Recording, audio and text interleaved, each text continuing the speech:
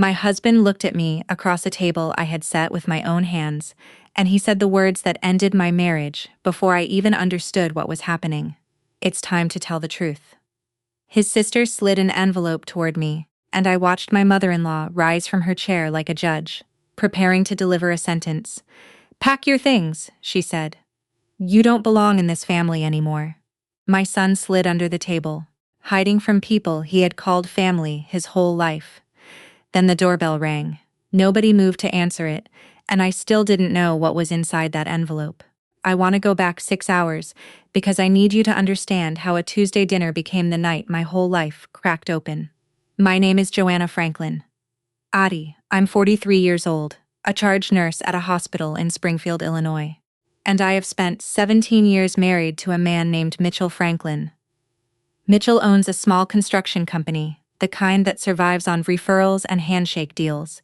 And for most of our marriage, I have been the steady income when his business wasn't. I never minded. That's what you do when you love someone. You carry what needs carrying and you don't keep score. We have a son, Ethan.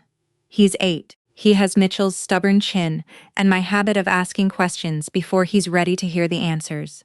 He is without exaggeration the center of everything I've built. That Tuesday started like any other. I'd worked a double the night before, came home at 7:19 in the morning, slept 4 hours, and was back at the hospital by 2 for a shift. I'd picked up to cover payroll for Mitchell's crew.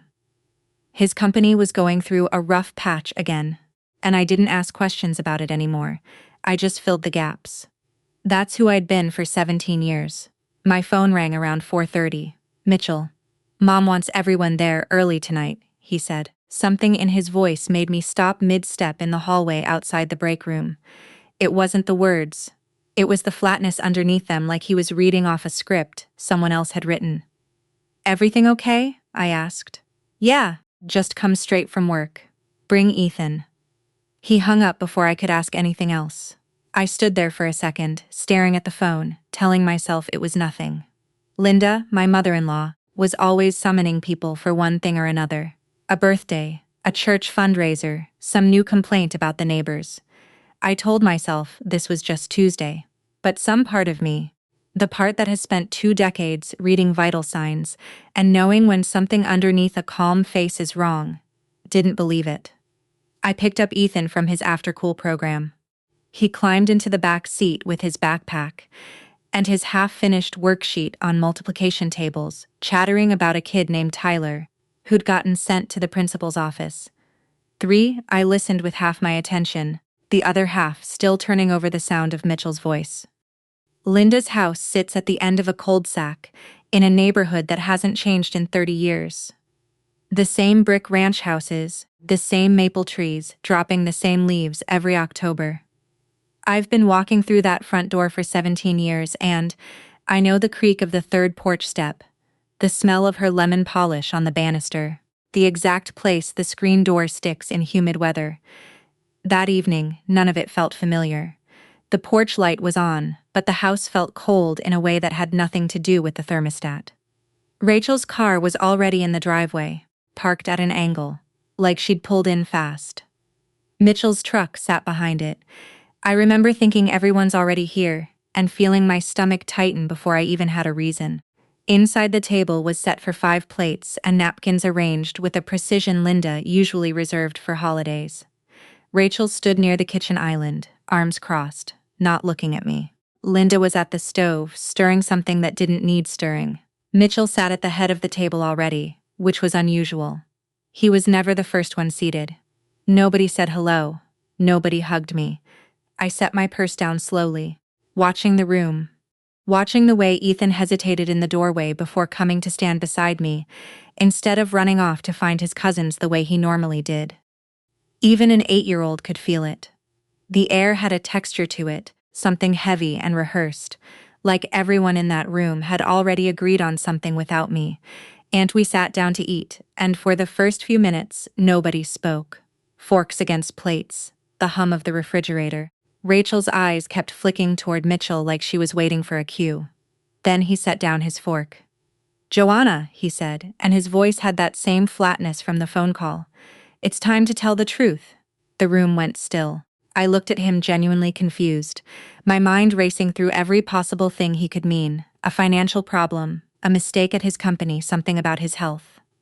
I had no idea, none, that in the next few minutes I would be sitting at that table, listening to my family put me on trial for a truth I didn't even know I was supposed to be hiding. I need to tell you about the 17 years before that dinner, because you can't understand how deep a betrayal cuts, unless you understand how much trust was there to break. Mitchell and I met at a wedding when I was 24, still new to nursing, still living on ramen and overtime pay. He made me laugh so hard at the reception that I spilled wine on a bridesmaid's dress. And somehow that became the story we told at every anniversary dinner for the next 2 decades. We married 18 months later in a small ceremony behind his mother's church. And I remember standing at the altar thinking I had found the one steady thing in a life that had never had much steadiness in it. For the first several years things were good, simple, but good. Mitchell worked construction crews before he saved enough to start his own company, and I worked my way up from a floor nurse to a charge position, picking up extra shifts whenever the department needed coverage. When Ethan was born, something in both of us shifted. Softened, I think, in the way it does when you suddenly understand what you're protecting. But marriages aren't just made of good years, they're made of the hard ones too. And we had our share. Mitchell's company nearly folded twice. The first time was when Ethan was 2. A partner walked out with half their equipment and most of their client list, and Mitchell spent 8 months rebuilding from almost nothing. The second time came 4 years later when a large contract fell through, right after he'd hired 3 new crew members. He couldn't easily let go. Both times I picked up the slack. I took every extra shift the hospital would give me. I stopped buying anything that wasn't necessary. I told him more than once that we were a team, that this was what a team did. One person carries more when the other person can't. I never resented it. I want to be honest about that, because what happened later might make you think I was owed some kind of payback, some secret bitterness I'd been storing away. I wasn't. I loved him. I loved the life we were building even when it wobbled. What I didn't fully understand, what I only started to piece together after that dinners, was how much his mother's voice had been living in the back of his mind the entire time. Linda never liked me. Not really. She was polite in the way people are polite when they've decided not to make a scene. But I always felt her watching me cataloging things. How I dressed, how I spoke to Mitchell, how much time I spent at the hospital instead of at her son's side. She had opinions about the woman her son should have married. And I don't think I ever fully matched that picture, no matter how many years I gave to this family. Rachel, Mitchell's younger sister, had her own complicated feelings toward me. She and Mitchell were closer than most siblings, always finishing each other's sentences, always taking each other's side in old family arguments. I think somewhere along the way, she started to see my closeness with Mitchell as something taken from her rather than something separate. She was never outright cruel, but there was always an edge to her, a way of bringing up old stories that made me look selfish or distracted, usually at family gatherings where I had no chance to explain myself. I didn't think much of it. Most days, families are complicated. I told myself that as long as Mitchell and I were solid, none of it mattered. That afternoon, driving to Linda's house with Ethan in the back seat, asking about his multiplication homework, I had no idea that solid ground was already gone. I had no idea that for months, maybe longer, Mitchell had been carrying a doubt so heavy that it had reshaped how he looked at our son. Later, I would learn that it started with something small. A comment from Rachel at a 4th of July barbecue, half a joke about how Ethan didn't look much like either of them. Mitchell had laughed it off in the moment he told me, but the comment lodged itself somewhere and wouldn't leave. Then Linda added her own quiet remarks over the following months. The kind of thing mothers say when they want to plant something without taking responsibility for planting it. He has such different coloring. Are you sure everything was fine on that Seattle trip? Small sentences dropped like seeds watered patiently over time. And Mitchell, who had never once in 17 years asked me directly if I had been faithful to him, let those seeds grow into something enormous, something he never gave me the chance to address, until it had already taken root as certainty in his mind. By the time we sat down at that table, he wasn't looking at me as his wife of 17 years. He was looking at me as a woman on trial. I didn't know any of this yet. As I took my seat that evening, I only knew that something was wrong, that the air in that dining room felt like the moment before a storm breaks, and that my son was watching all of us with the wide, uncertain eyes of a child who senses danger before he can name it. Mitchell cleared his throat. "Joanna," he said again, quieter this time. "We need to talk about Ethan," and that's when the family trial truly began. Rachel spoke first, and I understood immediately that whatever was about to happen had been planned in advance, rehearsed, maybe discussed in some conversation I was never invited to. "Do you remember your trip to Seattle?" she asked, not looking at me, directly addressing the question to the table as if I weren't sitting right there. 2 years ago, that conference, I remembered it perfectly. A 3-day nursing symposium, hotel receipts, a roommate named Deborah from the cardiac unit, who snored so loudly I'd barely slept. I told her as much, my voice steady even as my pulse had started to climb. "And all those night shifts," Rachel continued as if I hadn't spoken at all. "Every week, sometimes back to back. Nobody really knows where you are during those hours, do they?" "I'm at the hospital, Rachel. I have badge scans, time cards, co-workers who could vouch for every hour of every shift I've worked in that building for the last 12 years. I heard my own voice, and it surprised me how calm it sounded, even as something inside my chest had begun to crack. Linda set down her water glass with a click that felt deliberate. "Women always leave clues, Joanna, whether they mean to or not." I looked at her, this woman who had sat across from me at 100 dinners, who had held Ethan as a newborn in the hospital, who had once told me years ago in a rare, unguarded moment that she was glad Mitchell had found someone steady. That woman was gone. In her place was someone looking at me like evidence in a case already decided. "What clues?" I said quietly. "Are you talking about?" Nobody answered directly. Instead, Mitchell finally spoke, and his voice had a tremor in it that I hadn't heard since his father's funeral 12 years earlier. "I've had doubts," he said, "for months now. I couldn't stop thinking about it. The coloring, the bone structure, things people said." He glanced at his mother, then at Rachel, gathering some kind of courage from their faces before he could look at mine. "So, I did something. I need you to know I did something." My stomach dropped before he even said the words. I took some of Ethan's hair from his hairbrush. I sent it in for a paternity test. The room went silent in a way that felt physical, like the air itself had been pulled tight. I stared at him, waiting for him to tell me he was joking, that this was some kind of terrible misunderstanding, that any second now he would laugh and say he could never actually do something like that behind my back. But his face didn't change. He reached into his jacket pocket and set an envelope on the table. The same envelope Rachel would later slide toward me with her fingertips, like she didn't want to touch it any longer than necessary. "I got the results back this morning," he said. I looked at that envelope sitting on the white tablecloth, and I felt something in me go very still, very quiet, the way I imagine a person feels in the seconds after an accident before the pain has fully arrived. 17 years, I said. My voice didn't rise. I didn't cry. Some clinical part of my brain, the part trained to stay calm during codes and emergencies, took over and held everything else together.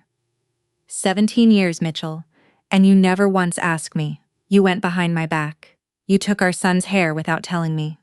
You let your mother and your sister sit here and build a case against me instead of picking up the phone and asking your wife a single honest question. He didn't answer. He couldn't meet my eyes.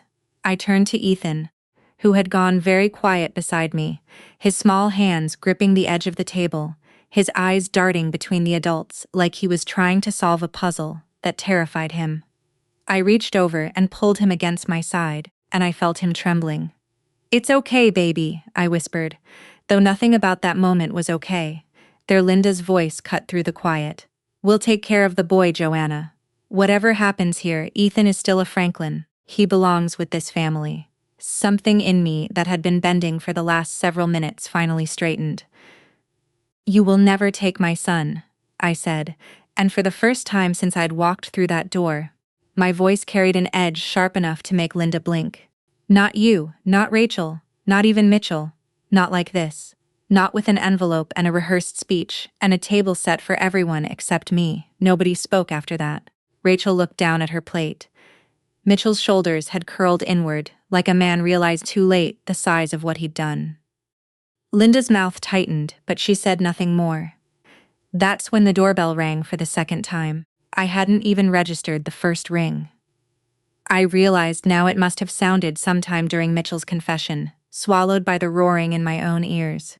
But this second ring was unmistakable, clear, and insistent, cutting straight through the tension in that dining room. Nobody moved.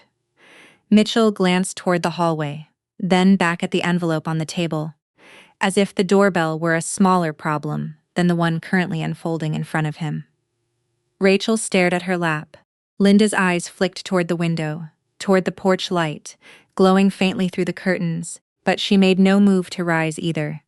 I sat there with Ethan pressed against my side, his small heartbeat fast against my arm, and for a moment the five of us existed in a strange suspended silence, the envelope on the table, the untouched food going cold, and someone standing on the porch outside, waiting while none of us could bring ourselves to answer.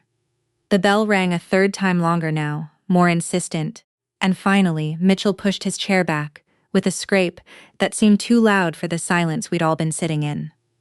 He walked toward the front hallway, like a man moving through water, slow and reluctant, as if some part of him already sensed that whoever stood on the other side of that door was about to change everything. I stayed where I was, one arm still around Ethan, my eyes fixed on the envelope lying on the tablecloth. I hadn't touched it. I don't think I could have, not yet.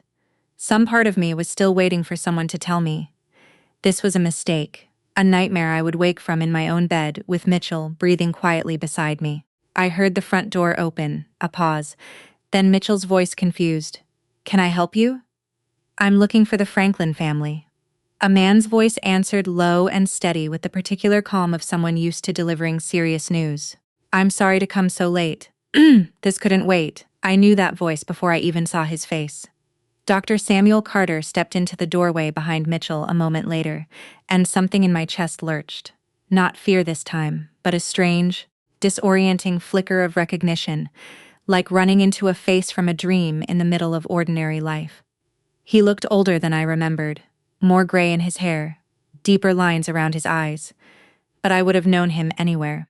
He had been the obstetrician who delivered Ethan 8 years earlier, the man whose steady hands had guided my son into the world, during a labor that had gone on for 19 exhausting hours. "Dr. Carter," I said, rising halfway out of my chair. He looked past Mitchell and found me immediately, and something in his expression eased with relief, like he'd been afraid he might be too late for whatever he'd come to say. "Joanna, thank God." He held a thin folder against his chest, the edges worn soft from handling. "I need to speak with your family, all of you. I know this is an unusual time to show up, but I promise you it couldn't wait until morning." Linda had risen from her chair by now, her expression somewhere between confusion and irritation, the look of a woman who did not appreciate having her evening interrupted by a stranger, regardless of his credentials. "I'm sorry. Who exactly are you?" "Dr. Samuel Carter. I was the attending obstetrician when Ethan was born 8 years ago at Springfield Memorial." He glanced around the room, taking in the untouched plates, the tension still hanging thick in the air, the envelope on the table that he had no way of understanding yet. "I apologized for the intrusion, but I received a call a few hours ago that I couldn't ignore, and once I understood what it meant, I got in my car immediately." Mitchell stood frozen near the door, clearly trying to piece together why a doctor he barely remembered had appeared on his mother's porch, at exactly this moment, on exactly this night. I felt something stir in my chest that I didn't dare name, yet not hope exactly more like the first faint crack of light under a door that had seemed permanently shut only minutes earlier. "Please," Dr. Carter said, gesturing gently toward the table. "I think you should all sit down. What I have to tell you concerns exactly the kind of situation I suspect you've been discussing tonight." Something in his tone made Linda's irritation falter. Rachel, who had been silent since the doorbell first rang, glanced nervously at the folder in his hands. We returned to our seats, though the arrangement felt different now. Less like a courtroom and more like a waiting room, everyone bracing for news none of us could predict. Dr. Carter remained standing at the head of the table near where Mitchell usually sat, and set the folder down carefully in front of him. "I think," he said, looking directly at Mitchell now and then at the envelope still resting untouched near my hand, "that you may be about to make a terrible mistake, and I believe I know why." Nobody spoke. Ethan had gone very still against my side, watching this stranger with the particular solemnity of a child who understands without fully knowing why that something important is happening. 8 years ago, Dr. Carter began Springfield Memorial, experienced a serious processing error in our maternity lab. It affected a batch of postnatal samples taken for various medical and legal purposes in the weeks following delivery. At the time, we believed the issue had been isolated and corrected. It was not made public because, frankly, we believed no families had been affected by inaccurate results reaching them. He paused, and I watched his jaw tighten, the particular strain of a man delivering news he wished desperately he didn't have to deliver. This morning, our lab reprocessed archived records as part of a routine audit, the kind we run periodically to catch exactly this sort of error. And we found a mislabeling issue connected to a batch of samples from that time period, samples that, as it turns out, intersected with a private paternity test submitted independently through an outside lab just this week. He looked directly at Mitchell. "Now, a test using an old hospital reference sample. Yours?" Mitchell's face had gone the color of ash. "I don't understand," he said quietly. "The lab that processed your recent paternity test used an archived hospital sample to cross-reference some of the original birth records, a common practice for verifying historical data. Unfortunately, that reference sample was one of the mislabeled ones from 8 years ago. It wasn't Ethan's sample at all." Dr. Carter's voice remained gentle but firm, the voice of a man who had delivered difficult truths across decades of practice and had learned exactly how to hold them steady. "The result you received this morning was not accurate." I felt the room tilt slightly around me, my hand instinctively tightening around Ethan's shoulder.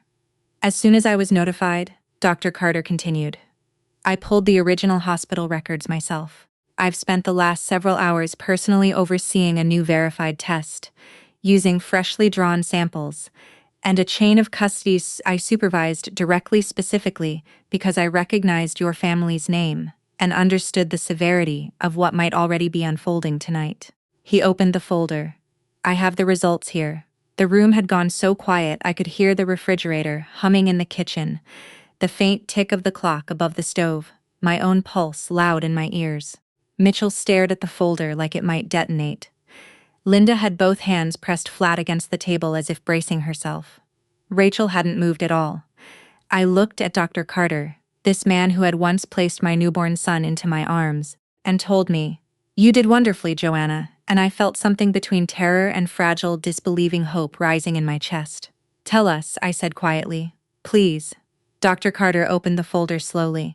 The way a man handles something he knows will change lives the moment its contents are spoken aloud. He didn't rush. I think looking back, he understood that the pace itself mattered. That, after an evening of accusations thrown across a dinner table, this family needed the truth, delivered carefully step by step, so that no one could later claim they'd misunderstood. "Let me start from the beginning," he said, "so there's no confusion about what happened." He explained that 8 years ago, during the week Ethan was born, Springfield Memorial's maternity lab had processed an unusually high volume of postnatal samples due to a temporary staffing shortage. A batch of reference samples, used for things like blood typing confirmations, newborn screenings, and archived paternity documentation for legal purposes, had been mislabeled during that crunch. The error had been caught internally not long after corrected in most active files, but a subset of older archived samples, including ones tied to hospital records rather than active patient charts, had never been flagged for correction because no one had needed to access them again until now. When you submitted Ethan's hair sample to the private lab, Dr. Near Carter said, looking at Mitchell. The lab used a standard practice of cross-referencing it against archived hospital birth records to strengthen the chain of identification, especially for a case involving a minor. That's fairly routine. Unfortunately, the archived sample they pulled from our system, the one meant to represent Ethan's original birth record, was one of the samples affected by the mislabeling error from 8 years ago. It didn't belong to Ethan at all. It belonged to another child born that same week. I heard Rachel exhale sharply beside me, a small startled sound. So the test? Mitchell said, his voice barely above a whisper. The test I got back this morning. It wasn't even comparing my DNA to Ethan's. Not accurately, no, Dr. Carter said. It was comparing your sample against a mislabeled archival record. The 0% probability of paternity you received reflects an error in our system, not a truth about your family. He reached into the folder and laid out several documents on the table. The original hospital intake records from Ethan's birth, complete with time-stamped documentation, followed by a fresh laboratory report dated that very afternoon, showing a new test performed using a freshly collected sample from Mitchell and a freshly collected sample from Ethan, drawn under Dr. Carter's direct supervision that evening before he'd driven over. I wanted absolute certainty before I said another word to this family, he explained. I couldn't in good conscience let you sit with a false result for even one more night, knowing what kind of damage that could do. So I called in a favor, expedited the lab work myself, and drove the results here personally rather than waiting for a phone call or a letter to explain something this serious. He turned the final page toward Mitchell. Probability of paternity, 99.99%. The number sat there on the page, stark and undeniable, and I watched every person at that table absorb it differently. Mitchell's hands began to shake as he stared down at the paper, his mouth opening and closing, without sound, like a man trying to speak underwater. Rachel had gone pale, her earlier certainty visibly crumbling, as she stared at the same page. Linda's hand had risen to cover her mouth, her eyes wide, her earlier coldness replaced by something that looked for the first time all evening like fear. I didn't move. I sat very still, Ethan's small body warm against my side, and I looked at that number 99.99% and felt no relief. Not yet. What I felt instead was a strange, hollow clarity, the kind that comes after an adrenaline surge has passed and left you standing in the wreckage of what it caused. Because here was the truth laid bare in black and white. My son was Mitchell's son. There had never been any real question, and yet, for the better part of an hour, this family, the people who had promised 17 years ago to stand beside me, had convicted me anyway, based on nothing but suspicion, resentment, and a piece of paper none of them had bothered to question. Mitchell looked up from the report, his eyes wet, searching my face for something. Relief. Maybe forgiveness. I couldn't give him either in that moment. Joanna, he started. I held up a hand, not sharply, but firmly enough that he stopped. You believed a piece of paper, I said quietly, before you believed your wife. The words landed heavier than I expected them to, heavier than anything Rachel or Linda had said all evening, because they were true, and everyone at that table knew it. Mitchell's face crumpled in a way I had never seen in 17 years of marriage, not at his father's funeral, not during the worst of his company's financial collapse, not ever. He looked like a man watching the full weight of his mistake settle onto his shoulders for the first time. Dr. Carter, perhaps sensing that his presence was no longer necessary for what came next, gathered the remaining papers gently and set the folder down in front of me instead of Mitchell. I'll leave this with you, he said softly. You should have your own copies. I'm deeply sorry this happened to your family. I'll be filing a full report with the hospital's error review board first thing tomorrow, and I intend to make sure this kind of mistake never puts another family through what you went through tonight. I thanked him, my voice steadier than I felt, and he let himself out quietly, the front door clicking shut behind him with a softness that felt almost respectful, like he understood the room needed space to absorb what remained. For a long moment after he left, nobody said anything at all. Ethan finally broke the silence, tugging gently on my sleeve. Mom, he whispered, does that mean Dad's still my dad? I looked down at my son's face so full of confusion and quiet hope, and something in my chest it, with a tenderness that cut sharper than any anger I still carried.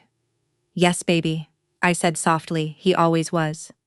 Across the table, Mitchell put his face in his hands, and for the first time that night, I heard him cry. Mitchell cried for a long time. Not the quiet, controlled tears of someone embarrassed by their own emotion, but the kind that comes from somewhere deep and unguarded, the kind I hadn't seen from him since we buried his father 12 years earlier. I sat and watched him for a moment, feeling strangely detached from the sight, like I was observing a stranger's grief rather than my husband's. Joanna," he finally managed, lifting his face, his eyes red and swollen. "I am so sorry, I don't even know where to start. I let my doubts turn into something ugly. I let Rachel and my mother feed those doubts instead of coming to you directly. I should have asked you. I should have trusted 17 years of marriage over a rumor from a barbecue and a comment from my mother. I don't know how to fix this." I let him talk. I didn't interrupt, didn't offer comfort, didn't rush to make him feel better the way I had done instinctively for nearly 2 decades. Some old habit in me wanted to reach across the table and reassure him, tell him it would all be okay, smooth over the jagged edges the way I always had. I made myself sit with the discomfort instead. Linda spoke next, her voice smaller than I had ever heard it. "Joanna, I owe you an apology too. I said things tonight I shouldn't have said. I've had my doubts about you for years, if I'm honest, and I let those doubts color everything. That wasn't fair to you. It wasn't fair to Ethan. I appreciated the honesty, even if it came far too late to undo the damage." I nodded, but said nothing. Rachel, however, wasn't ready to fully own her part. I noticed things," she said, her voice defensive. "Even now, it wasn't just me making things up. The lab made a mistake. If they hadn't mislabeled that sample, none of us would have stopped," I said, and something in my tone cut her off immediately. It wasn't loud. I didn't raise my voice once that entire evening, but there was a finality to it that silenced the table. "The lab made one mistake," I said, looking directly at her. "One, a processing error 8 years old, that none of you had any part in creating but you." I looked around the table from Rachel to Linda to Mitchell. "You made dozens. Every comment about the Seattle trip, every remark about coloring and bone structure, every night you 3 sat around building a case against me instead of picking up a phone. Every second tonight that you let Ethan sit under this table, terrified while you performed some kind of trial you'd clearly rehearsed before I even walked through that door. Nobody spoke. You didn't make one mistake tonight," I continued. "You made a choice. Every one of you made a choice to believe the worst about me, rather than ask me a single honest question. That's not something a lab error caused. That's something that lived inside this family long before tonight. And it just needed an excuse to come out." Mitchell reached for my hand across the table. I let him take it for a moment, feeling the familiar warmth of his fingers, the same hand that had held mine at our wedding, at Ethan's birth, through every hard year we'd survived together. But I pulled it back gently. "I need to take Ethan home," I said. "Let me come with you," Mitchell said quickly. "Please, we can talk. I want to fix this. Not tonight." My voice was steady but firm in a way that left no room for negotiation. "I need silence tonight, Mitchell. Not promises, not apologies. Not another conversation where I have to manage everyone else's guilt on top of my own exhaustion. I need to put my son to bed in a house where no one is questioning whether he belongs there." He nodded slowly, understanding, though I could see how badly he wanted to argue, how badly some part of him wanted to fix things immediately, the way he always tried to fix things quickly, before he had to sit with the discomfort of what he'd broken. I gathered Ethan's jacket, helped him into it, and walked him toward the door. Linda stood as if to say something else, some final attempt at smoothing things over, but I met her eyes, and she seemed to think better of it. Rachel stared down at her plate, unable to look at either of us. At the door, I paused and looked back at Mitchell one last time. "You have a lot to think about," I said. "So do I." The drive home was quiet. Ethan sat in the back seat, unusually still, watching the streetlight slide past the window. About halfway home, he spoke. "Mom, are you and Dad getting a divorce?" The question hit me harder than I expected, and I took a moment before answering. choosing my words carefully, the way you do, when you know a child will remember exactly what you say and how you say it for the rest of their life. I don't know yet, sweetheart, I said honestly, but I know one thing for certain. You are my son. You have always been my son. And nothing that happened tonight changes that, not for 1 second. Do you understand me? He nodded, and I saw some of the tension leave his small shoulders, though not all of it. Some things, once a child witnesses them, don't fully disappear. That night, Mitchell stayed at his mother's house. It was the first night in 17 years of marriage that we slept under separate roofs. And as I lay awake in our bed, staring at the ceiling, listening to the quiet of a house that suddenly felt too large, I understood that whatever came next, our marriage could not simply return to what it had been before that dinner. Too much had been said. Too much had been revealed about what lived beneath the surface of people I had trusted completely. Some things once spoken aloud at a table like that cannot be unsaid. They can only be worked through slowly, or they can be left to rot. I didn't know yet which path we would take, but I knew I would not choose easily, and I would not choose quickly, no matter how many apologies Mitchell offered in the days ahead. A week passed before I let Mitchell come to the house. He asked every day, a text in the morning, a quiet knock, some evenings that I didn't answer, a bouquet of grocery store flowers left on the porch that I brought inside, only because I didn't want Ethan to see them wilting in the rain. I wasn't punishing him. I want to be clear about that.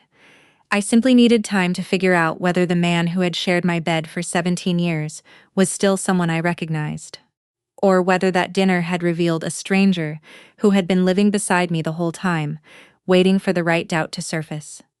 When he finally came over, he didn't ask to stay.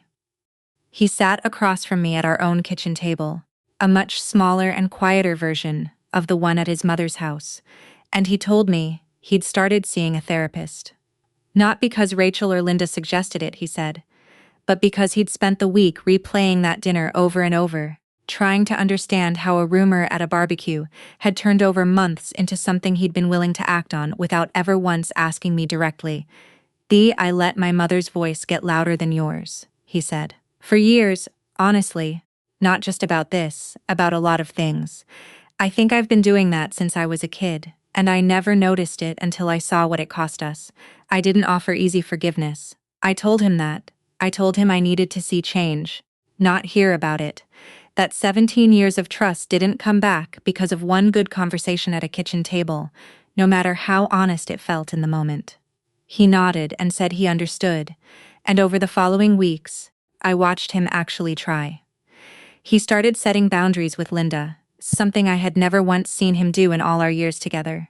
When she called, demanding he come over for an unplanned dinner, I heard him say the word no to her, for what might have been the first time in his adult life, his voice shaking slightly, but firm. When she pushed back, he didn't cave the way he always had. It surprised both of us, I think. Rachel took longer. Her apology, when it finally came, arrived by way of a handwritten letter rather than a conversation. She admitted in careful, uncomfortable language that some of what she'd said that night had come from old jealousy she'd never fully dealt with, resentment about how close Mitchell and I had always been, and fear that she'd somehow lost her place in the family because of it. I didn't respond right away. Some wounds need more than a letter to heal. But I appreciated that she'd tried to name the truth, instead of hiding behind the lab's mistake, the way she had that first week. Mitchell and I began marriage counseling together in early spring, driving to a small office across town every Thursday evening, sitting in uncomfortable chairs across from a counselor named Dr. Reyes, who asked us questions neither of us particularly wanted to answer. We talked about the doubt he'd carried in silence for months. We talked about the years I had spent absorbing extra shifts and financial stress, without ever asking him to share the weight more evenly. We talked about how easy it had become somewhere along the way for both of us to manage problems quietly instead of voicing them honestly, until quiet became its own kind of danger. It wasn't easy. There were sessions where I left angrier than when I'd arrived, replaying his mother's words at that dinner table, feeling the sting of them fresh all over again. There were nights Mitchell and I, sat in the same room without speaking, both of us unsure how to close the distance that had opened between us. But slowly, week by week, something began to shift. He learned to bring his fears to me directly instead of letting them fester into suspicion. I learned to let him see the moments I felt overwhelmed instead of quietly shouldering everything myself and calling it strength.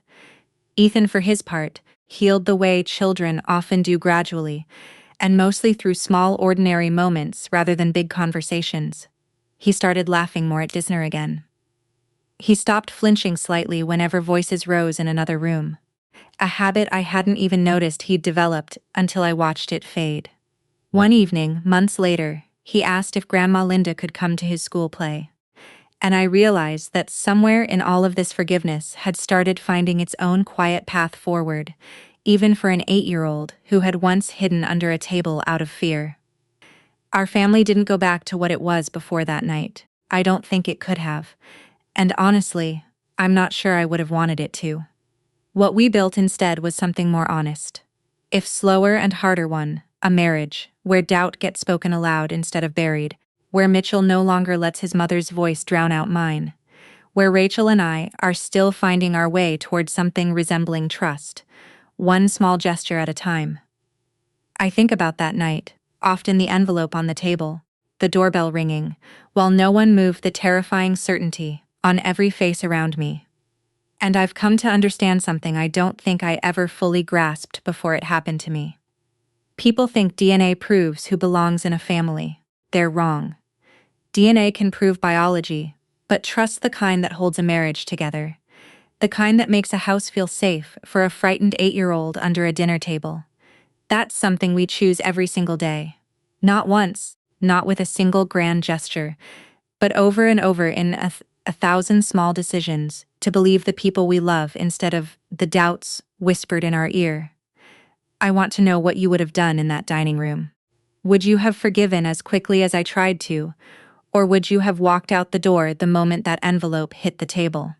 Leave a comment below, and tell me where you're watching from tonight. I read every single one. We have new stories like this one waiting for you every day. So make sure you subscribe and turn on notifications so you never miss a moment like this. Thank you for sitting with Joanna's story tonight. Let's keep walking through these stories together. I was standing in my own kitchen unwrapping a stack of wedding china when a stranger's voice on the phone told me something no wife should ever have to hear about her husband. I saw them together, he said. Your husband and his mother. Don't tell him. Come alone. I stood there with a teacup in my hand, staring at the two people I trusted most in the world laughing softly in my living room. And I understood in that instant that the life I thought I was building might already be gone. My name is Catherine Baker, and 7 days earlier, my husband Jonathan and I had closed on the house of our dreams, a 2-story colonial with a wraparound porch and a garden bed I'd already mapped out in my head for tomatoes and hydrangeas. I had put down most of the money myself, an inheritance from my father, a man who spent 30 years teaching high school chemistry and never once complained about the modest life it gave him. He left me enough to make this house possible. And when I signed the closing papers, I remember thinking that he would have been proud. I remember thinking that finally at 40 years old I had built something permanent. The call came on a Tuesday afternoon while boxes still lined the hallway, and the smell of fresh paint hung in the air. I didn't recognize the number, so I almost let it go to voicemail. Something made me answer. Mrs. Baker. This is Thomas Reed. I sold you the house. I remembered him instantly, a soft-spoken man in his 70s, a retired electrical engineer with kind eyes and a slight tremor in his hands when he shook mine at the closing table. He'd lived in that house for 31 years with his late wife, and when he handed over the keys, he told me he hoped it would treat me as well as it had treated them. Mr. Reed, is everything all right? There was a pause long enough that I thought the call had dropped. I need to apologize for something, he finally said. When we set up the smart home system years ago, we installed a security camera in the living room. I disconnected most of them before the sale, but I missed one. It's still linked to my cloud account. I only noted it because I got a notification a few days ago, and I went to delete the footage. and he stopped again. Do, Mrs. Baker. I think you need to see this yourself. My stomach tightened, though I couldn't have told you why. See what? I'd rather not say over the phone. I saved everything to a drive. Please come see me. Alone. Don't say anything to your husband yet. His voice dropped lower. Careful, almost protective. Please, come alone. I told him I would, and I hung up before I could ask anything else, because my hands had started to shake, and I didn't want him to hear it in my voice. I set the phone down on the counter, and looked through the doorway into the living room, where Jonathan was standing on a step stool, hanging a framed photograph of his parents' wedding day. Drew and his mother, Diane, was directing him with the calm authority of a woman who had never once doubted her own judgment. A little to the left, she said, and Jonathan adjusted it without complaint, the way he always did with her. They were laughing about something, some small joke I hadn't caught, and for a moment, I just watched them, searching their faces for some crack, some sign of whatever Thomas Reed thought I needed to see. There was nothing. Jonathan turned and caught my eye, and smiled at me that same easy smile that had made me fall for him 12 years ago, back when I was still grieving my father. And he showed up at exactly the right moments. With exactly the right, he asked. You look pale. Fine, I said. Just tired. I think I'm going to run out for a bit. I forgot we're low on paint for the guest room. It was a lie, smooth and immediate, and it frightened me a little how easily it came. Diane glanced at me, her eyes lingering half a second too long, the way they sometimes did, as if she were always quietly measuring me against some standard I would never meet. Take your time, dear, she said. We'll finish up here. I grabbed my keys and my purse and walked out to the car with my heart hammering against my ribs, and I sat behind the wheel for a full minute before I could make myself turn the key. I told myself it was nothing, a misunderstanding. Maybe Thomas Reed had simply seen Jonathan and Diane moving furniture or measuring for curtains, or doing any of the 100 mundane things people do when they're settling into a new home. I told myself there was a reasonable explanation, because that was easier than the alternative, but some part of me already knew. Some part of me had known for a while, in the way you know a storm is coming, before the sky actually turns the small hesitations. Before Jonathan answered certain questions the way Diane had insisted on being there for. The final walkthrough, the way both of them had grown a little too comfortable, a little too fast in a house that had my father's money holding up its foundation. I pulled out of the driveway and looked once in the rearview mirror at the house. My house, I reminded myself, glowing gold in the late afternoon light, looking exactly like the future I had planned for myself. I didn't know yet that I was driving toward the moment that would end my marriage. I only knew that whatever waited for me at Thomas Reed's front door, I needed to see it with my own eyes. Thomas Reed's new place was a small rental on the other side of town, the kind of tidy, quiet house that belongs to a man who has spent his whole life being careful. He opened the door before I even knocked, as though he'd been watching for my car, and the look on his face told me this wasn't going to be the misunderstanding I'd hoped for on the drive over. Thank you for coming, he said, stepping aside to let me in. I wasn't sure you would. You made it sound important. It is. He led me to a small kitchen table where a laptop was already open, the screen dark, waiting. Please sit. I sat, and I noticed my hands were cold despite the warm afternoon, and I folded them together in my lap because I didn't want him to see them trembling. Thomas lowered himself into the chair across from me with the careful movements of a man whose knees had given him trouble for years, and he was quiet for a moment before he spoke again. I want you to understand something first, he said. I'm not a man who goes looking for other people's business. I built that camera system myself years ago, mostly for my wife's peace of mind when I traveled for work. When we sold the house, I disconnected every camera I could remember. I missed one, the one behind the bookshelf in the living room, wired into an outlet I forgot even existed. I only found out it was still active because my cloud storage sent a notification that it was full. He paused. I went to delete the footage, and then I watched it, and I couldn't in good conscience delete it without showing you first. Show me, I said because I couldn't bear the waiting anymore. He turned the laptop toward me and pressed play. The footage was time-stamped from 4 days earlier, a Friday afternoon, when I'd been at the office finishing a project that had kept me late into the evening. The angle was slightly elevated, looking down over the living room. My living room, still half-furnished boxes stacked along one wall. I watched Jonathan let himself in through the front door, and a moment later, Diane followed him inside, glancing around the room the way a person looks at something they're already picturing as their own. I watched myself lean forward without meaning to, as though getting closer to the screen might somehow change what I was about to hear. "She still thinks this house belongs to both of you," Diane said on the recording, settling onto the arm of the sofa, her voice carrying that particular blend of warmth and steel I'd heard my entire marriage. "Sweet girl, she never even reads the fine print." Jonathan laughed an easy, familiar laugh, the same one I'd fallen in love with 12 years ago, and said, "She trusts me. Why would she read the fine print? I'm her husband." "That trust is useful," Diane said, "as long as we use it correctly." I felt something cold settle into my chest, a stillness that didn't yet have a name. They kept talking. Diane mentioned a refinance package. She'd already been in contact with a broker about someone she knew personally, someone who wouldn't ask too many questions. Jonathan mentioned that my father's inheritance had covered nearly 70% of the down payment, and Diane responded that it was a shame money like that hadn't gone through proper family channels, that it should have been structured better from the start. They spoke about paperwork, about a power of attorney clause buried somewhere in a stack of documents that would let ownership shift gradually, quietly, legally, without ever requiring a single dramatic confrontation. Diane said the words "over time" more than once, savoring them the way you might a recipe that needed patience to come together properly. "She won't notice," Jonathan said. "She never notices these things. She trusts me with all of it." I sat frozen at Thomas Reed's kitchen table, watching my husband describe my blind trust as a resource to be managed.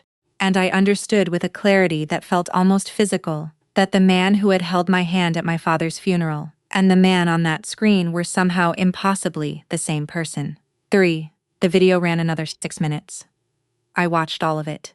I watched Diane walk through my kitchen, opening cabinets, commenting that the layout would be better suited to proper entertaining once a few walls came down.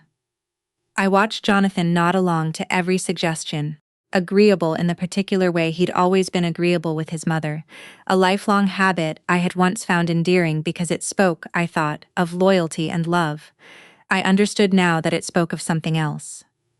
Obedience, maybe, or alliance. When the footage ended, Thomas closed the laptop gently, as though closing it too fast might hurt me further. "I copied everything onto a drive," he said, sliding a small USB stick across the table toward me. "Every angle, every date, everything the camera caught.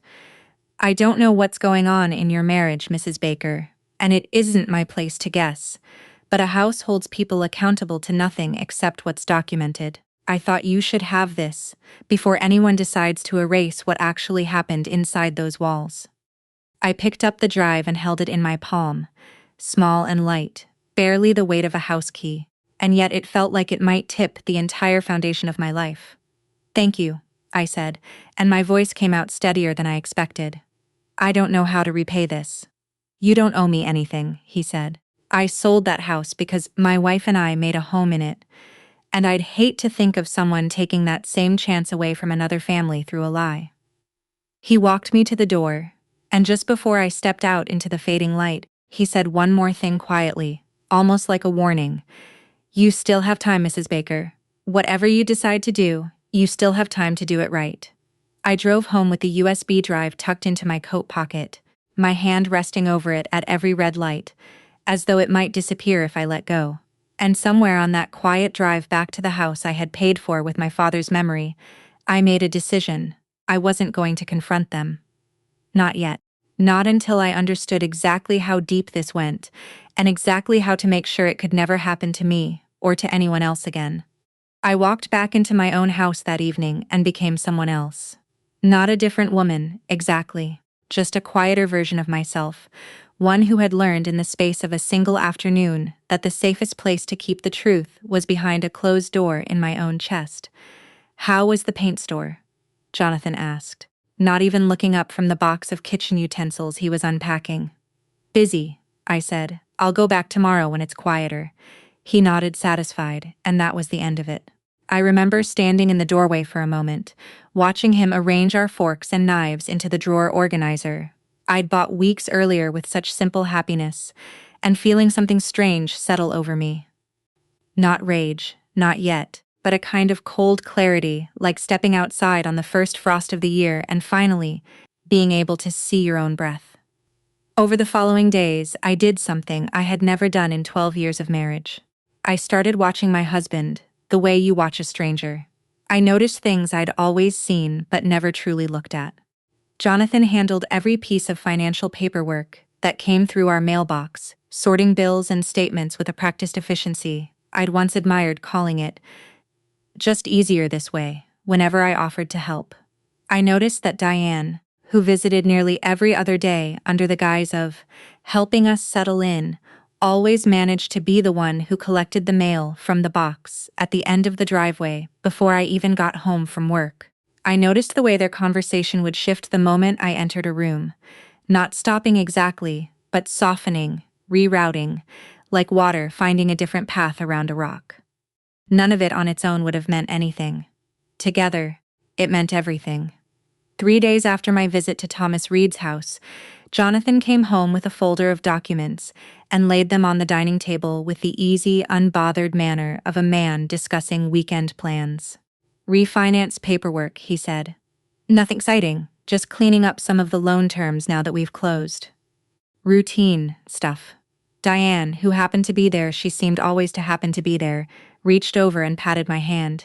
Everyone does this after closing, dear. It's boring, but it's just paperwork.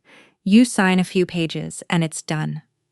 I looked at the folder, thick and official, and felt the cold clarity from days earlier harden into something more useful.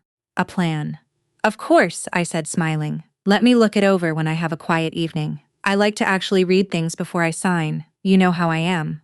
Jonathan's jaw tightened for half a second, so briefly I might have imagined it if I hadn't been watching so closely. Of course, he said. No rush. But there was a rush. I could feel it in the air between them, in the way Diane's eyes flicked toward Jonathan and back to me, and the slight practiced patience of two people, trying not to seem eager. I asked innocent questions over the following evenings. What does this clause mean? Why is this section highlighted? Is this the standard form the bank uses? And each time Jonathan answered smoothly, confidently, clearly relieved that I wasn't pushing harder, he began to relax. He began, I think, to believe that his mother had been right about me all along, that I was too trusting, too soft, too in love to ever really look. What he didn't know was that every night after he fell asleep, I sat at the kitchen table with my laptop and a soft blue light going through every page of that folder line by line. I photographed each document with my phone before returning the folder exactly to where he'd left it. I opened a new email account under a name that meant nothing to anyone but me and began forwarding copies there along with photos, screenshots, and dates. I kept a small voice recorder in my cardigan pocket during family dinners, capturing conversations I would later replay in my car during my lunch break, parked 3 blocks from my office, where no one I knew would see me crying quietly before wiping my face and going back to work like nothing had happened. I built a folder of my own, a shadow archive invisible to them, growing heavier every day, with proof of exactly what I'd witnessed on Thomas Reed's laptop. It was on the 5th night, reading by the small glow of my screen while Jonathan slept upstairs, that I found the clause that changed everything. Buried on page 14 of the refinance documents in language so dense and technical it seemed designed to be skipped over, was a provision granting Jonathan limited power of attorney over matters related to the property to be enacted upon my signature and notarized approval. It was worded carefully, almost elegantly, framed as a convenience, something to streamline future paperwork so I wouldn't be burdened by routine administrative matters. I read it 3 times to be certain I understood what I was looking at. It wasn't a refinance. Or rather, it was a refinance wrapped around something else entirely. A legal key that once turned would let Jonathan make decisions about my house, my father's money, my future without ever needing to ask me again.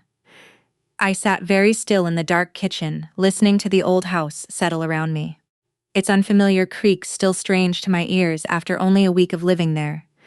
I thought about my father, about the quiet, careful way he'd saved his money over 30 years, of teaching chemistry to teenagers who mostly didn't care, about how he used to tell me that the surest way to lose something valuable wasn't theft. It was trust handed to the wrong person without ever checking where it landed. I closed the laptop, and for the first time since that phone call, I allowed myself a small grim smile in the darkness. They thought I was signing away my future. I was about to make sure I never lost it at all.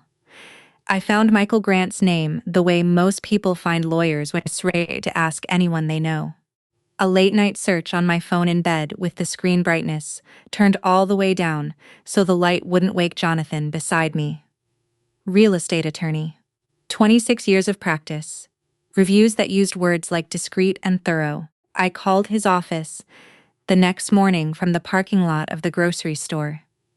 My heart pounding as though I were doing something shameful instead of something necessary, and I asked for the earliest appointment available that didn't require me to explain myself to a receptionist.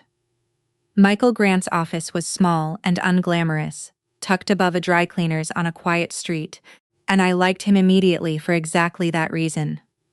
Nothing about him seemed interested in impressing me. He was maybe 58 gray at the temples, with the unhurried manner of a man who had seen every version of the story I was about to tell him, and had stopped being surprised by any of them years ago. I brought everything: the USB drive, my photographs of the documents, copies of emails, the voice recordings which I'd organized by date on my phone. I set it all on his desk like evidence at a trial, because in some sense I suppose that's exactly what it was. He watched the footage, first in silence, his expression unreadable, occasionally pausing to write something on a legal pad, in handwriting too small for me to read upside down. When it ended, he sat back in his chair and looked at me for a long moment before he spoke. "Mrs. U. Baker, I want to be direct with you because I think you'd prefer that to gentleness right now." "Please," I said. "This is not a routine refinance." The power of attorney clause on page 14, if signed and notarized, would give your husband broad authority over decisions related to the property. Not immediately total control, but enough scaffolding that, over time with a few more carefully worded documents, he could transfer ownership, take out loans against the equity, or sell the property all without requiring your active participation in each step. It's built to look harmless. It's built to be signed by someone who trusts the person handing it to them and doesn't read past the first paragraph. I felt my hands tighten in my lap. So, it's legal? On its face, yes. That's what makes it dangerous. There's nothing illegal about a spouse asking another spouse to sign paperwork. The law generally assumes that if you signed something, you understood it, which means the only real protection you have is not signing it, and making very sure they can't quietly force the issue another way. Can they? Not if we move quickly. He tapped his pen against the pad. I can file protective measures today. A notice of interest, updated deed language, and a formal record establishing you as the sole party, with authority to approve any transfer or encumbrance on the property. It won't stop them from asking you to sign anything, but it will mean that even if you did sign under pressure or without fully understanding, any transfer would require your personal verified appearance and separate legal counsel review before it could be finalized. In plain terms, I'm building a wall around the house that only you can open. Relief moved through me. So suddenly it was almost dizzying. But underneath it sat something harder, something that had been growing since the night I first read that clause by the glow of my laptop. I want more than a wall, Mr. Grant. I want them to understand exactly what they tried to do. I want it documented. I want it undeniable. He studied me for a moment and something shifted in his expression. Not surprise exactly, but a kind of quiet respect. Then we do this carefully. You continue exactly as you have been.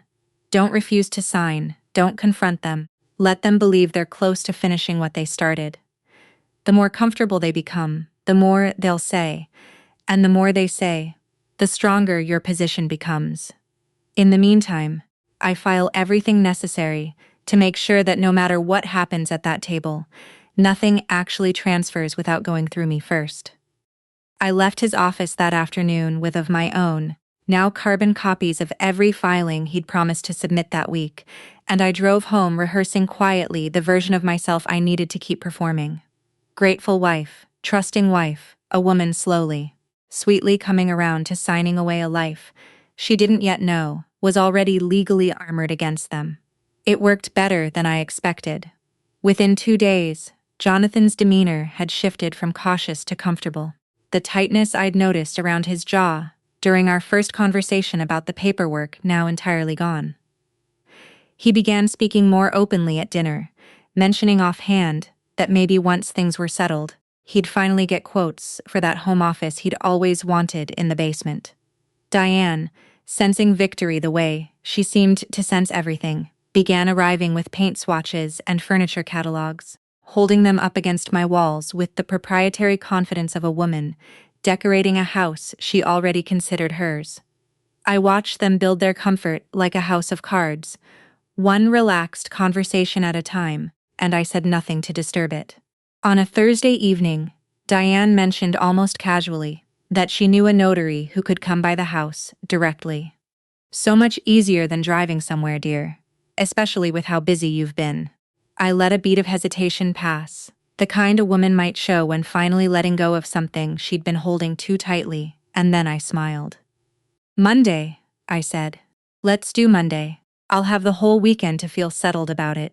Diane's face lit with something close to triumph. Jonathan reached over and squeezed my hand, and I let him, and I smiled back at him, with an ease that would have terrified me a week earlier, because I understood now watching his relieved, satisfied face that I was no longer the woman standing in the way of his plan.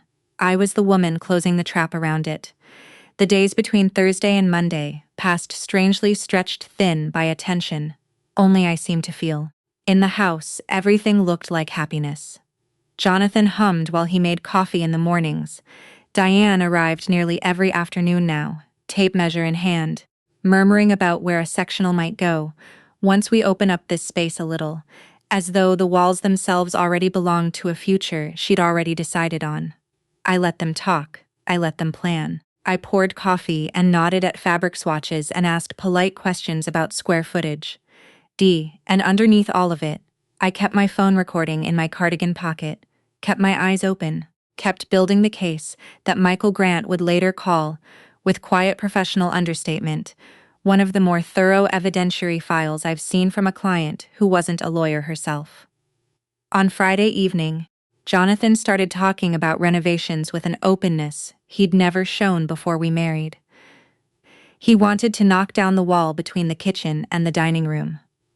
He wanted a home office in the basement, maybe a wet bar for entertaining his friends, the ones who still called him by the nickname he'd had at 22. He talked about all of it with the loose, easy confidence of a man discussing a house he no longer thought of as jointly owned, but simply his, with me as a pleasant, cooperative presence somewhere in the background of his plans. We could even look at getting a place upstate eventually, he said, refilling his wine glass. Once things are more flexible financially. Flexible how? I asked, keeping my voice light, curious, the voice of a woman who still believed she was simply along for the ride. Oh, once the paperwork's finalized, there's more room to make moves. Refinance again down the line. Maybe pull some equity for investments. Nothing to worry about. He smiled at me over his glass, and I smiled back, and I thought about Thomas Reed's camera behind the bookshelf, still capturing everything, still quietly telling the truth, even when no one in the room wanted it heard. Saturday brought Diane in full force, moving through my kitchen with a confidence that had stopped bothering to disguise itself as guest-like politeness. She opened the pantry and rearranged 2 shelves for better flow. She stood in the center of the living room, hands on her hips, and told Jonathan that the fireplace mantle would need to be replaced.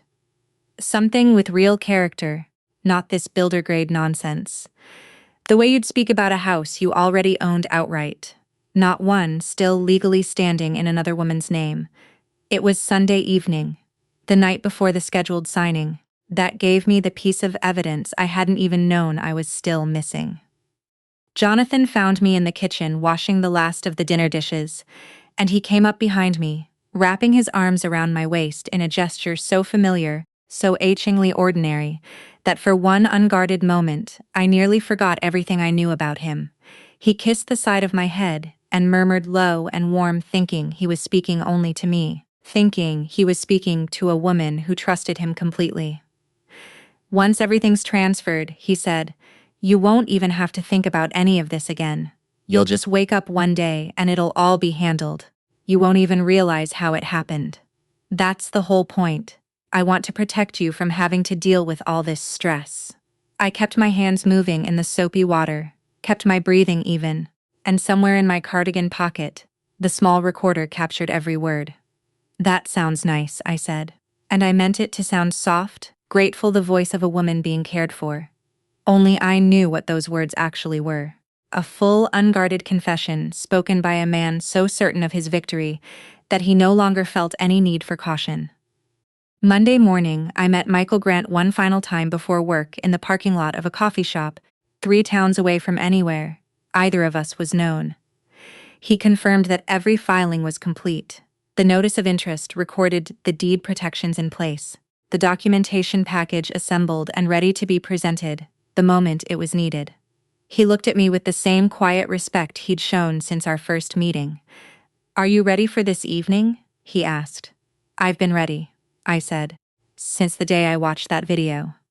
That evening, I came home and found Jonathan setting the dining table with unusual care, the good plates, the candles we'd received as a wedding gift, and never once used a bottle of wine he'd clearly chosen for the occasion. Diane arrived shortly after, dressed as though for a small celebration, her smile wide and satisfied. A little dinner before the signing, Jonathan said, pulling out my chair for me. We thought you deserved something nice, given everything you've been so understanding about. I sat down at the table my father's money had helped build across from the 2 people who had spent weeks quietly planning to take it from me, and I smiled, and I picked up my glass when Jonathan raised his in a toast. Nay, to new beginnings, he said, his eyes warm, his voice full of a happiness I once would have given anything to earn. To new beginnings, I echoed, and I meant something entirely different by it than he did. Diane smiled at us both, radiant. Already decorating a house that would never truly be hers, and neither of them noticed the way I kept glancing toward the front door, waiting, counting the minutes, knowing that somewhere on the road toward our house, a car was already on its way carrying a man who would arrive before dinner ended and change everything they thought they had already won. Dinner unfolded exactly the way Jonathan had planned it. Candlelight flickering against the good china, wine poured a little too generously. Diane telling a long story about Jonathan's childhood that was meant, I think, to remind me of how deeply he belonged to this family, how naturally I should want to belong to it too. I laughed in the right places. I asked the right questions. I ate very little, because my stomach had been tight with anticipation since that morning, but no one seemed to notice, too absorbed in their own quiet celebration to look closely at me. When the plates were cleared, Jonathan reached into the sideboard drawer and pulled out the folder, setting it on the table between us with a gentleness that almost looked like reverence. He opened it to the final page, smoothing it flat with his palm, and slid a pen across the tablecloth toward me. No rush, he said, though his eye said otherwise. Whenever you're ready. Diane leaned forward slightly, her wine glass forgotten in her hand, watching the pen the way a person watches the last few seconds before a firework goes off. I picked it up. I let my fingers rest against it for a moment, feeling the weight of it, feeling the weight of everything the last 2 weeks had asked of me. The silence I'd had to keep, the smiles I'd had to fake, the nights I'd spent awake with a phone recorder in my pocket, and a heart full of grief for the marriage I'd thought I had. I lowered the pen toward the signature line. The doorbell rang. Jonathan's head snapped up, a flicker of irritation crossing his face. We're not expecting anyone, he said more to himself than to me, and he glanced at his mother, who shook her head slightly, equally confused. I'll get it, I said. and I set the pen down without signing a single letter. I opened the door to find Michael Grant standing on the porch in a gray suit, calm and unhurried, a leather folder tucked under his arm. Behind him, a step back, stood a uniformed court officer, holding a small stack of documents. "Good evening, Mrs. Baker," Michael said, his voice pitched perfectly for the moment, professional, unbothered, utterly without drama, which somehow made it land harder than if he'd shouted. "I believe this is a good time." I stepped aside and let them in. Jonathan rose from the table so fast his chair scraped hard against the floor. "What is this?" His eyes moved from Michael to the officer to me, and I watched something behind them begin to shift. The first tremor of a man realizing the ground beneath him was no longer solid. "Catherine, what's going on?" I didn't answer right away. I walked back to my seat at the head of the table and sat down, keeping my hands in front of me the way I had learned to do in Michael's office. Calm, deliberate, a woman fully in possession of herself. "Mr. and Mrs. Baker," Michael said, addressing Jonathan and Diane both, "I'm here on behalf of my client Catherine Baker to formally notify you that the property at this address has been legally protected against unauthorized transfer, refinancing, or encumbrance. Any documents requiring her signature for such purposes are void as of today, and any future attempt to alter ownership status will require independent legal review and her verified unpressured consent." The court officer stepped forward and placed the documents on the table beside the folder. Jonathan had so carefully prepared in almost absurd symmetry, one stack representing the future they'd planned, the other quietly dismantling it. Diane's face had gone pale, her earlier warmth entirely drained away, replaced by something colder, sharper, the calculation she usually kept so carefully hidden now fully visible. "This is absurd," she said. "This is our family's home. Jonathan has every right. Jonathan has whatever rights are granted to him under the law, and under any agreement Catherine willingly and knowingly enters into," Michael said evenly. "Neither applies here." Then he reached into his leather folder and set down one by one the evidence I had spent 2 weeks gathering in silence. Printed transcripts of the security footage from Thomas Reed's camera, screenshots of the refinance documents, page 14 circled in red, copies of emails between Diane and the mortgage broker she'd contacted without my knowledge, and finally, a small device, the voice recorder, which Michael pressed play on, filling the dining room with the sound of Jonathan's own voice from the night before, warm and unguarded, saying words he never imagined would be replayed in front of a court officer at his own dinner table. "Once everything's transferred, you won't even have to think about any of this again. You won't even realize how it happened." Jonathan's face drained of color. Diane sat frozen, staring at the recorder as though it were something that had betrayed her personally. "How long have you known?" Jonathan asked, his voice quieter now, stripped of its earlier confidence, almost pleading. I looked at him, really looked the way I hadn't allowed myself to since that first phone call, searching one last time for some trace of the man I had married, the one who held my hand at my father's funeral, the one I had trusted with everything I had left in the world. "Long enough," I said. The words hung in the room, simple and final, and I watched something in Jonathan's expression finally break. Not surprise, not even anger. Yet, just the slow, sinking understanding of a man who had spent weeks so certain of his own success that he never once considered the woman across the table might be watching him just as carefully as he'd been watching her. Diane opened her mouth to speak, then closed it again, her eyes moving over the documents on the table, with the desperate calculation of someone searching for an exit that no longer existed. The candles were still burning. The wine was still half full in our glasses. And somewhere beneath the ruins of the celebration Jonathan had planned so carefully, I felt something I hadn't expected to feel yet. Not triumph exactly, but a quiet, settling certainty that whatever came next, I would face it standing on ground that was finally and undeniably my own. For a long moment, no one at the table moved.